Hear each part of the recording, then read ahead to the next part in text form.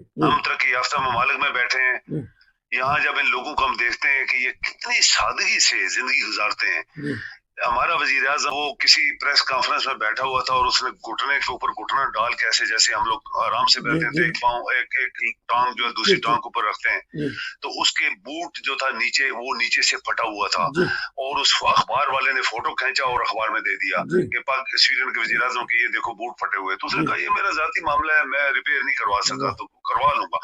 आप अंदाजा लगाएं, यहाँ से एक छोटी सी मिसाल, उसी वजीर आजम का एक दफा वो अपनी कालीन झाड़ रहा था अपने फ्लैट के ऊपर, उसके पास कोई बंगले कोठियां कारें नहीं थी, कोई ये 100 कनाल के मोहल्लों में नहीं रहता था, एक गांव फ्लैट जैसे मेरा फ्लैट है, इस तरह फ्लैट में कहीं कालीन अपनी ऐसे झाड़ रहा था गर्मी में, तो नीचे से किसी ने फोटो खींच ली आजम। तो उसने कहा ठीक है मेरा जाती काम है, ये खुद अपनी रोटी पकाते हैं, खाते हैं, पैदल जाते हैं बाजारों में